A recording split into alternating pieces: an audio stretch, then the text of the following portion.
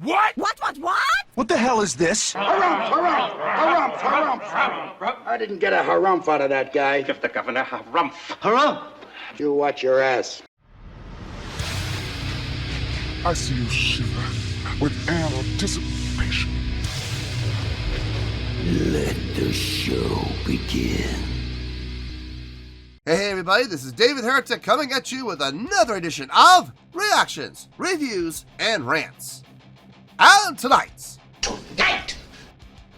Okay, I'm not sure, I don't have a composer or anything, I just have the name of the song. Alright, well, we're gonna listen to some music apparently here from Halo 2. Yes, indeed. So, making their debut on the channel 2. Oh, I don't know if it's there. Hold on. I guess we're gonna go with it, maybe. Making its debut on the channel tonight. We have music from the soundtrack from Halo 2. Yes, indeed. How about that? Halo 2 making its debut on the channel. Okay.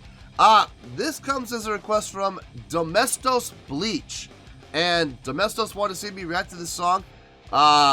It's the theme from Halo 2. So it's from the Halo 2 soundtrack. It just says Halo theme Mjolnir mix. And apparently Steve Vai makes an appearance on this. Now, I don't know if he's the guitar player or maybe he's the composer or the arranger. I'm not sure what his position is in this.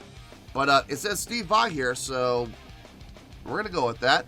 Now, have I heard this before? No, I have not heard this before. I do not own an Xbox, and I never will own an Xbox, honestly. I've never been a fan of Xbox. I've always been a PlayStation guy. I always have. I've enjoyed PlayStation ever since the PS1 came out, when it was just called PlayStation. I've always been a fan of the controllers. I've been a fan of the feel, the graphics. I've always felt the engine speed, the processing speed has always been better on Sony. I will say the new Xbox that came out in competition with the PlayStation 5. I will say I've been kind of impressed with what they've been doing from their processor speed, their renderings, and their graphic quality. They've improved quite a bit, so I gotta give them props. But I have never played an Xbox ever. I've held a controller and I hated it. I'll be honest with you, that's the main reason why I've never really bought an Xbox, is because I hate the controller. It's so big and awkward, and I'm like, I like the smaller PlayStation controllers. But I've never played Halo 2. I've never played the original Halo, so I don't know anything about this. I know the gist of the game. I don't know the specifics, but I know it's an FPS, and I know it's regarded as one of the best FPSs ever made. So, you know, maybe one day down the road, maybe I'll get an Xbox. I don't know. We'll see. Maybe down the road. But anyway, I have never heard this before. I didn't know they even had a soundtrack. So, Halo 2 soundtrack apparently was made, but I've never heard it. Now, there's a possibility that I may have heard this before in passing, and I just don't realize it. So, as always, if I start listening to the song and I go, okay, yeah, I've heard this before, I'll let you know. That's the truth. You know me, I'm going to be honest with you guys.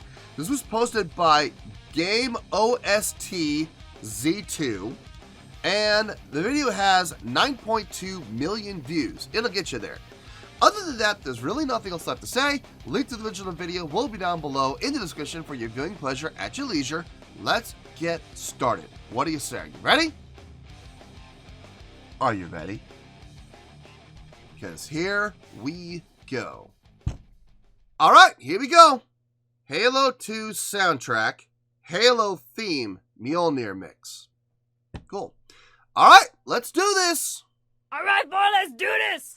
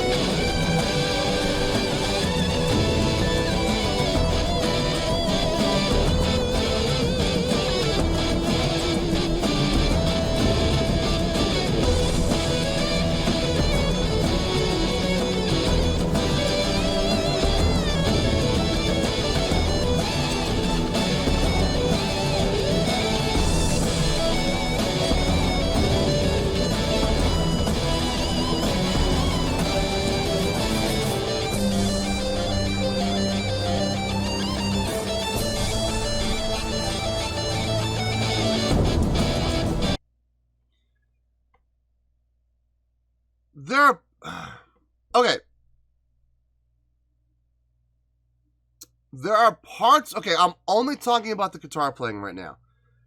There are parts that I'm hearing that sound very distinctly like Steve Vai. The melodic lines, the moving lines, they're definitely in a style of Vai. But I'm going to be honest with you, the chords, the chunking, the it doesn't sound like Steve Vai's style. I'm not talking about from a technique. I'm talking about from a sound. Steve Vai plays with a ton of compression, like a ton. And it sounds very tight. If you listen to any of his albums, go through his albums, going all the way back to Flexible. Flexible, my favorite album, Passion and Warfare. I mean, you look at any of his albums, and they're all very compressed. Like, there's no bleed over when it comes to when he does the chorus. He does the chunking stuff. There's no bleed at all. There's some reverb, but it's very short, very tight, very quick, extremely short decay rate and length. So it never bleeds over from chord to chord. And I'm going to be honest with you, the chunking, that does not sound like Steve Vai's style. Now, maybe he had to change his style up for the sake of the game, because that's what the producers told him to do. But I can't really imagine Steve Vai really taking orders from anybody. You know,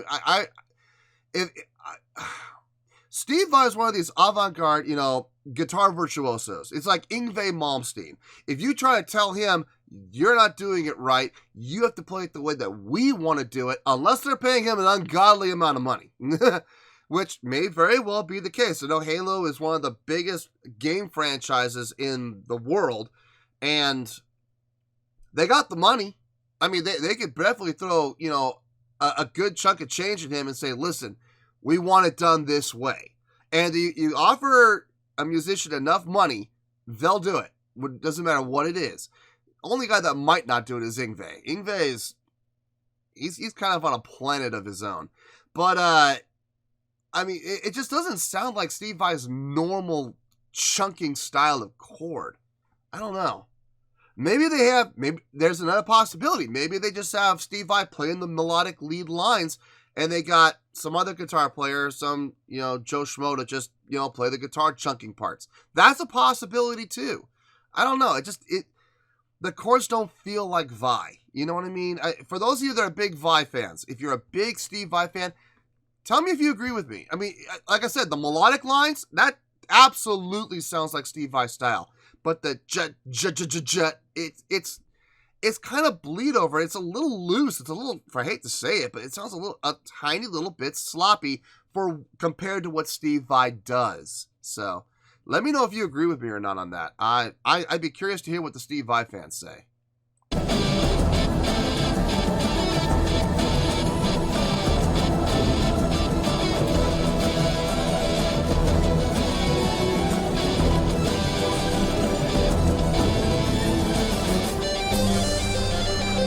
That could absolutely be fine.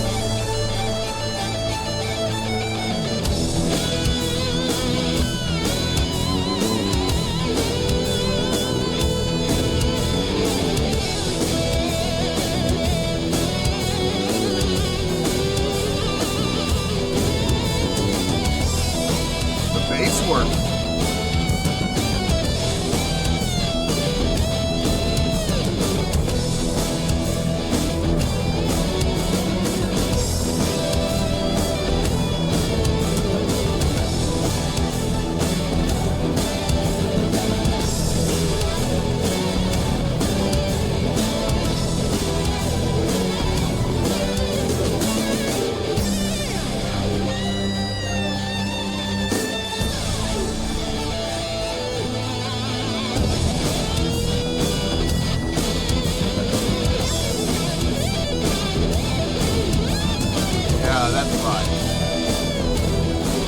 Yeah, that's sweep picking right there. That's absolutely Vai style. That's absolutely his style. I don't think anybody sweep picks like Steve Vai does. getting away from the guitar a little bit, I'm hearing the bass line. I don't know if that's a real bass or if that's just all Pro Tooled, you know, programmed. And if it is, it sounds good. It's moving around a bit, which I dig. I absolutely dig. The drums sound very synthetic. The drums sound like it's been Pro Tooled. It doesn't sound like real drums at all. But the beat's good. It fits the feel of the song. Absolutely. A little keyboard heavy, if I'm being honest with you. If they're trying to feature Steve Vai, there have been some moments where he's gotten buried by the keyboards. I don't know if that's a mixing issue, like that was accidental, or maybe it was intentional. Let the keyboard kind of come through and take over, you know, and do the whole passing over. You know, here's Vi, and then over the top comes the keyboard, then over the top comes Vi, over the top comes the keyboard again. So I mean, it could be doing that. I mean, it sounds good. Don't get me wrong. I can see the appeal. I could definitely see the commercial value of this for sure. Being used to help promote or be the theme song for a video game. I could absolutely see it, and appropriate. It's for Halo. You know, like I said, one of the most popular game franchises in history. So, you know, I can see it absolutely being used, and I can see it absolutely being used to help move the product. So, yeah. All right, let's finish this out.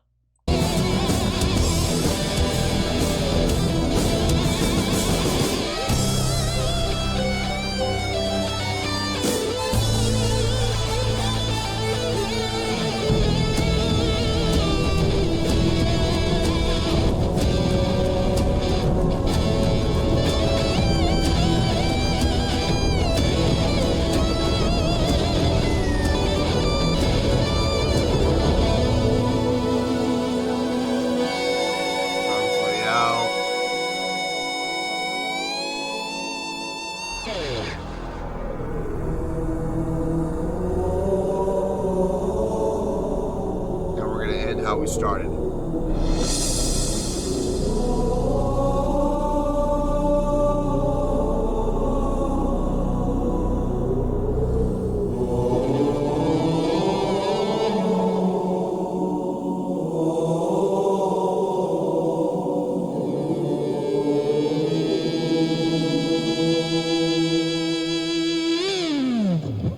Nice.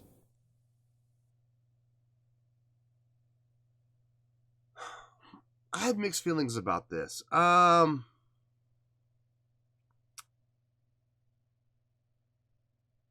me think about it. Let me gather my thoughts. I'll see you in the review, and we'll try to hash this out. We'll figure it out. Well, there you go, folks. That was the theme from Halo, from the Halo 2 soundtrack, the Mjolnir mix, featuring legendary guitar virtuoso Steve Vai, apparently. This was a request from Domestos Bleach. Okay, I thought about it, and I have a score here.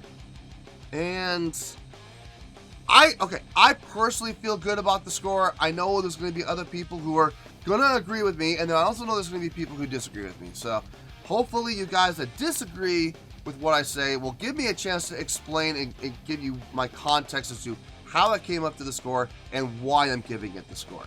So please give me a chance here before you decide to come after me with the pitchforks and the torches. On a scale of 1 to 10, I am going to give that an 8.1. Yep, 8.1. I feel good about that score. Let me tell you why. Why?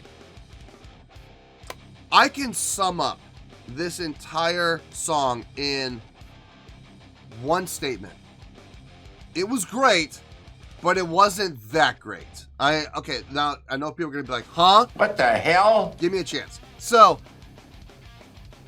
let's start off with the song structure, okay? Very typical of video game music to have a recurring theme that literally loops and loops and loops and loops and loops, and there's no time changes, there's no chord changes. It just follows a simple one riff pattern, and there's nothing wrong with it because here's the mentality. what should the attention be put on? Should the attention be put on the soundtrack for the game, or should the attention be put on the game itself? Obviously, game developers want the attention to be put on the game itself. So they want something that's going to play for the soundtrack, that's not going to add attention to the soundtrack, but it's going to add a certain level of ambience and feel to the video game. That's where they're coming from. And that's where you have a song like this that does loop on that one recurring theme over and over and over again. Because why? It's supposed to be in the background. It's not supposed to be featured. Okay? So there's that. You know, from a songwriting standpoint, very easy, very simple, very repetitive. Now, I've always said cymbal can be effective when it's done properly. You gotta take that properly into context. Like, if this were a standalone song, like, let's say this was a Steve Vai song, and this appeared on a Steve Vai album, would that define the album? I hope not, because if that were the case, Steve Vai would have taken a serious downward turn. But in the context of being used in the soundtrack for a video game, yeah, it's actually a really good job. It really is. It really is a good job. It does exactly what it's meant to do. Not all that impressive at all, but good ambient feels for what's trying to happen in the game itself. Most of what I heard was programmed. Like, I know the drums were programmed. I know they were. The bass, I'm not 100% sure. That might have been programmed, but it might not have been. I couldn't really tell. If I'm being honest here, it did sound programmed to me, but I could be wrong about it. I mean, bass is hard. I mean, especially with technology the way it is today, with Pro Tools and the patches you can get, and the categories of all the different patches you can choose from. I mean, good Lord, you go into Pro Tools nowadays, and just by default, there's like 20 different ride symbols you can choose from. Ride symbols, a single symbol. And you have 20 different tones of different ride symbols to choose from. And then there's always the extra patches you can download, you know, or people create that can, you know, be emulated as well. So, you know, I know our guitar player, he's got a Pro Tool station, and I know I was watching him put a song together, watching him build a song from scratch on Pro Tools, and watching him, I mean, he went to the ride symbols, and he had like 80 different patches for rides, and I'm like, how do you keep track? He's like, you just gotta go through each one and try until you find the one that fits. And I'm like, oh my God, that's so time consuming. So I gotta give credit to the programmers who did the programming for the drums and possibly did the programming for the bass. I mean, it's possible. They did a great job. They really did, coming up with the right patches, the right voicings, everything for exactly what it needed to be done. The guitar work. Okay, I still am not sold on the chunky guitar parts, the chunky chordal parts. I'm still not sold that that's Steve Vai. I'm not. I'm under the impression that that might be another guitar player. And they just hired Steve Vai to come in and do guitar melodic lines.